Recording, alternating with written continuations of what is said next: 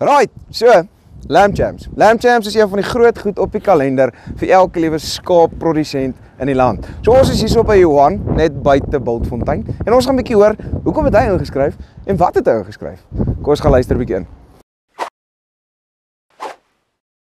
Hallo Johan, hoe gaan het met jou? Goed en jy, Albert? Nee, goed dankie, goed dankie.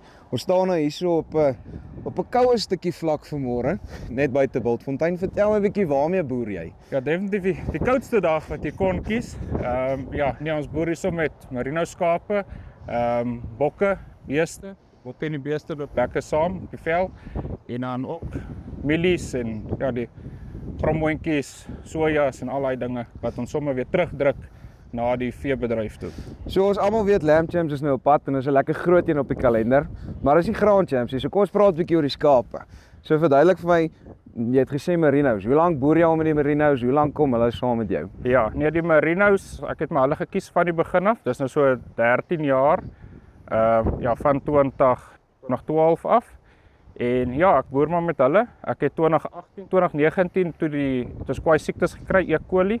Toe het ek bietjie besluit om 'n beter vleisras te kry. Toe het ek gegaan na die Ile de France toe. Dit gee vir my goeie lammers van dag 1 af. Baie goeie karkasse. Die lammers groei verskriklik. So ja, ons vat hulle nou maar die kruislam.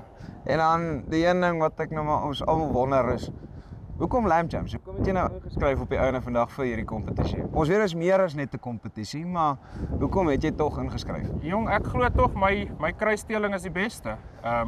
Lekker breë karkaste. Die vet is net mooi. So ja, en dit gaan nie net oor die kompetisie nie. Dis lekker om so baie boere daar te wees en om soveel mense te lok wat saam die dag kon geniet en net lekker kan eet, soveel as wat hulle kan. So reg Johan, ek sien uit om jou sommer die 26ste te sien. Okay, ja, dit gaan lekker wees man. Right, so daar het julle dit. Al die skaapvleis suid van die Ewenaar op Loftus.